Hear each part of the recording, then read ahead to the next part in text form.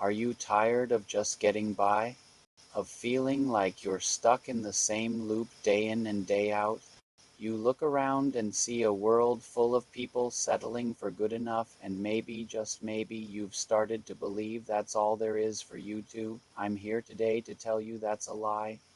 The comfortable, easy path of mediocrity is the most crowded road in the world, but it doesn't have to be your road. Think about it. Every single day you wake up, you have a choice. You can hit snooze, go through the motions, do the bare minimum, and blend in. Or you can make a different choice. You can decide that today is the day. You demand more from yourself.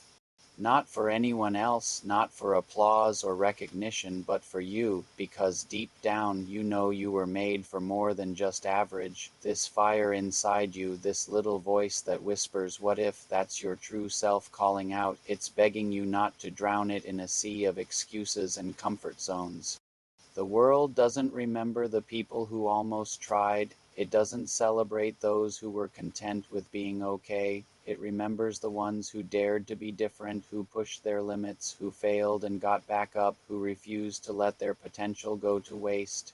Breaking free from mediocrity isn't some grand overnight transformation. It's not about suddenly becoming a superhero. It's about the small decisions. It's choosing to read a book instead of scrolling endlessly. It's doing one more rep at the gym when your muscles are screaming.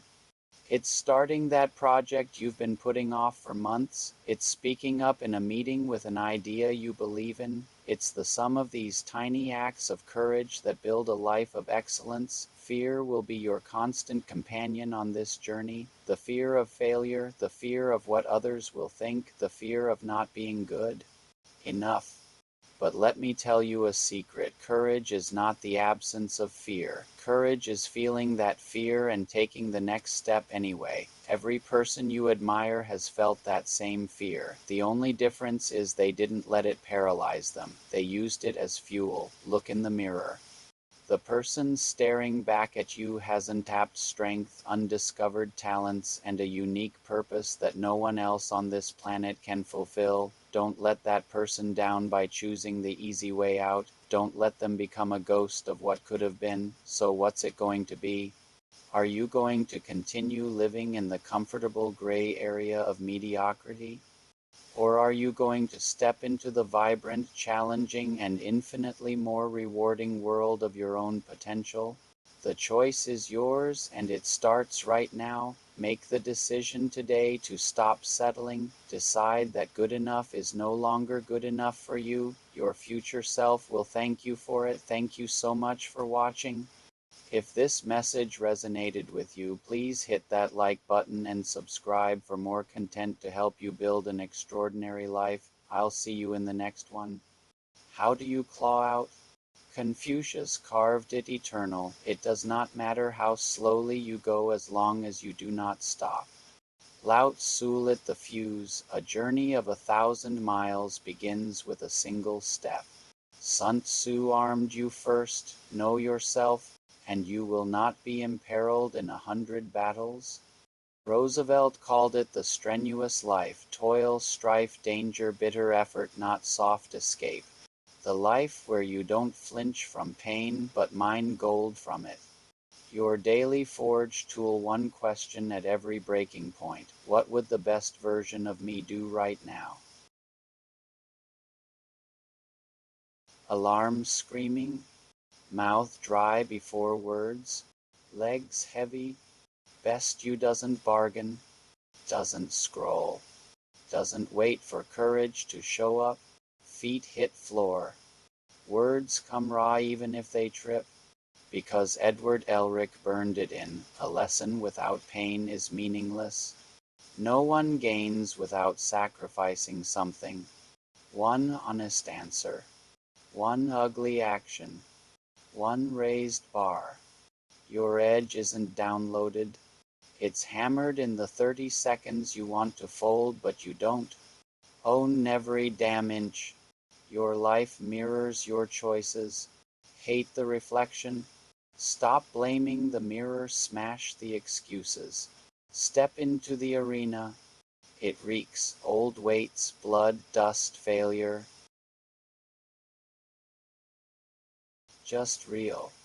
Roosevelt's gospel hits bone deep. The credit belongs to the man in the arena, whose face is marred by dust and sweat and blood, who strives valiantly, who errs, who comes short again and again, who at the best knows the triumph of high achievement, and who at the worst, if he fails, at least fails while daring greatly, so that his place shall never be with those cold and timid souls who neither know victory nor defeat.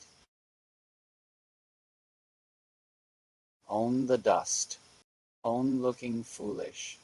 Own falling 8 times. Those 8 falls aren't shame, they're intel. Wrong angle. Bad timing. Weak grip. Dead path. 9 thries. You carry 8 lessons in your marrow, sharper, meaner, unbreakable. Kamina roared it. Don't believe in yourself. Believe in me who believes in you. But you? Believe in the you who survived jail, roads, hell, dyslexia, and still steps to the Micken scripted, speaking truth from scars. You weren't forged small. Not for timid shadows. Born to rise. To dominate what's inside you. To scar the world with proof you were here. No more hiding. No more good enough. No someday bullshit. Right now ask it raw, what would the best version of me do? Then do it. No feeling required. Feelings quit. Discipline carves winners. Feel that rumble in your ribs? That's not fear. That's your edge igniting.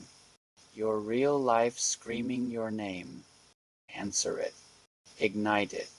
Own it. Fall again if the path demands it, fall smarter. Speak again, stumble prouder. You're not just talking motivation. You're living it, battle-scarred, unfiltered, real as hell. The world hungers for voices forged like yours. Go heavier. Go harder.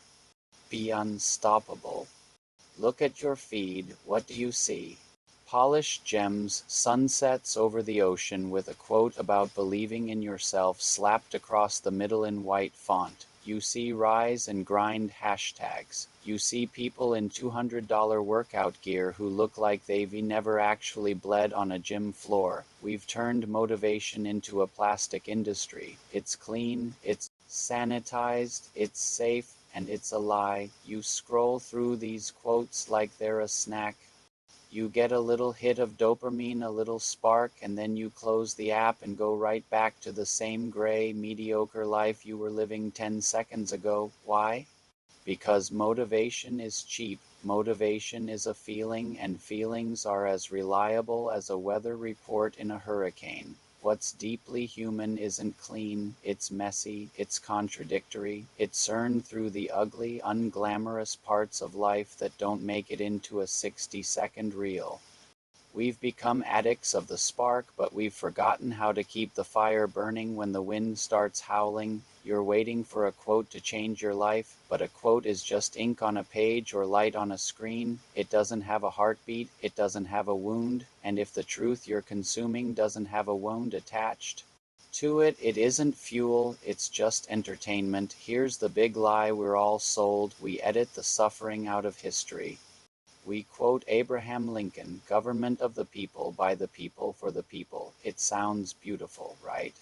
But we forget that Lincoln was a man who suffered from a melancholy so deep he often couldn't even leave his bed. He wrote those words while his country was a literal slaughterhouse. That quote didn't come from a place of empty positivity. It came from a man standing in a graveyard. We quote Theodore Roosevelt about the man in the arena. We think of the hero. We forget the asthmatic kid who was so weak he thought he would die in his own bed. He didn't just find his edge, he forged it because the alternative was extinction. This is why anime resonates with you more than some LinkedIn post. When Edward Elric from Full Metal Alchemist says, a lesson without pain is meaningless. You aren't just reading a proverb. You're watching a kid who lost his arm and his brother's soul. You're seeing the trade. You're seeing the blood. When Itachi Uchiha from Naruto talks about reality being a lie, you know he is carrying the weight of a genocide he committed to protect the very brother who hates him. The lie you tell yourself is that you can have the ninja way without the suck. You want the freedom of the pirate king like Luffy, but you don't want to risk losing your crew. You want the victory over yourself that Musashi promised, but you want to do it while staying comfortable. Stop, look at the icons you truly admire. Stop looking at their trophies and start looking at their scars. Truth isn't found in the win. It's found in the wreckage of the loss. I'm dyslexic. I've lived a life that wasn't supposed to work on paper. I've sat in the dirt. I've looked at the bars of a cell. I've fallen not once, not twice, but 8 times. And here is what I've learned about the 9th time. The 9th time you stand up, you aren't the person who fell. You're a version of yourself that has gravity data. You know where the slick spots are. You know how the pavement tastes. You aren't starting over. You're starting upgraded, but most of you stay down at the 8th fall because you're worried about how you look. You're worried about your brand. You worried about the critics. Roosevelt talked about the cold and timid souls who never get dirty. You want a real fix? Use what I call the 100-year ghost audit. Imagine it's 100 years from today. You are a ghost. You are a footnote in history. Everything you're worried about right now, your reputation, your bank account, your perfect image is dust, gone. Now look at yourself today through the eyes of that ghost. That ghost knows you were capable of moving mountains. It knows you had mighty things in your DNA. How does it feel watching you sit on the sofa, scrolling through other people's quotes while your own potential rots in the basement? The fix isn't believing in yourself. Kamina in Gurren Lagann knew that wasn't enough. He said, don't believe in yourself. Believe in me who believes in you. Find the one truth that is simply true for you, not motivational, just true. I am currently settling, true. I am terrified of failing, true. I have more to give, true. Own that truth. Let it burn. Stop negotiating with your weakness. If you're going to be a student of life, you have to be willing to pay the tuition, and tuition is paid in effort, time, and the willingness to look like a fool in the arena. Own your stuff. Ownership isn't a mindset. It's a physical state. It's the smell of the arena. It's the grit in your teeth. Roosevelt didn't want you to be inspired. He wanted you to be marred. He said the credit belongs to the man whose face is marred by dust and sweat and blood. Is your face marred? Or is it perfectly clean? If you're watching this and your life is comfortable, you're losing. If you haven't felt the shiver of doing something that scares the hell out of you in the last 24 hours, you are atrophying. You and I, we are the only ones responsible for the architecture of our lives. You aren't stuck. You are just refusing to move because you're waiting for the weather to clear. Guess what? It's going to rain forever. The perfect time is a ghost story told by losers to make themselves feel better about staying on the sidelines. Own the 9th time. Own the fact that you have to move the stones one by one like Confucius said. Own the nindo. Your word is your law. If you say you're going to do it, it is a finished fact. Vegeta didn't get his power because he wanted it. He got it because he needed it. He was a prince of a dead race with everything to prove. His pride was his fuel. What is your fuel? Is it your desire to be comfortable? Or is it your need to see what you're actually capable of before the 100 years are up?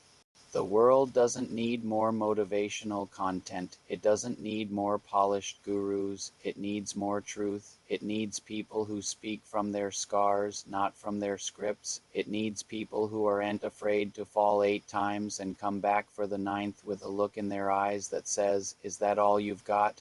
Dyslexic or not, unscripted or not, marred or clean, You have a choice right now. You can go back to the gray twilight, that safe, lukewarm place where nothing ever happens, or you can ignite the bone. You can find your edge. Stop looking at the sunrise and start looking at the stones in front of you. Pick one up, move it, then pick up another. Ask yourself the question, what would the best version of me do right now? Then do it. Don't think. Don't wait, don't negotiate. The arena is open, the dust is waiting. Your real life is on the other side of the discomfort you're currently avoiding. Ignite it, rise for the 9th time, own your stuff. Thanks for listening. If this resonated, hit subscribe and let's get to work.